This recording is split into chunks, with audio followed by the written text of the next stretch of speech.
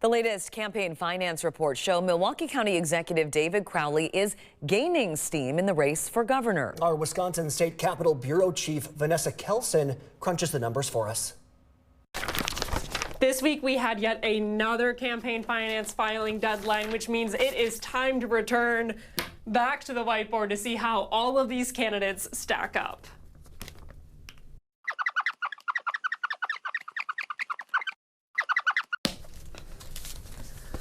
Alrighty, so in July, which is the most recent reporting period, you have Republican candidate Tom Tiffany raising the most out of anyone by far. He raised more than $4.6 million. And it's important to note that roughly $2 million of those dollars came from the Republican Party of Wisconsin.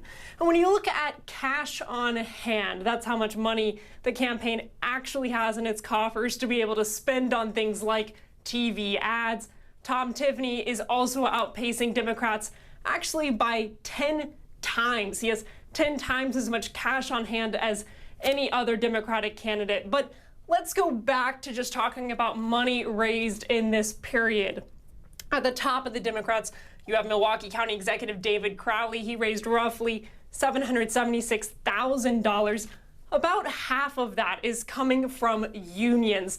And notably, he raised more than double the Democratic Socialist candidate Francesca during this period. She raised just about $339,000. Behind her, you have Joel Brennan and Kelder Roys raising $145,000 and about $126,000 respectively. That said, money isn't everything, so we'll see just how this primary plays out in the election on August 11th. For now, from Madison, Vanessa Kelson. Tonight, we're getting a new look at what voters say is important as we move into election season. In a new national Marquette Law School poll released today, respondents say inflation, the cost of living, and the economy, too, were the most important issue. The war in Iran was the next highest. When it comes to the president, his overall approval went up to 40%. That is the first time his approval has increased in a Marquette poll in his second term.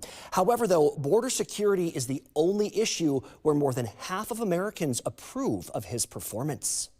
And that primary is just 6 days away on Tuesday, August 11th. The winners will move on to the general election on November 3rd.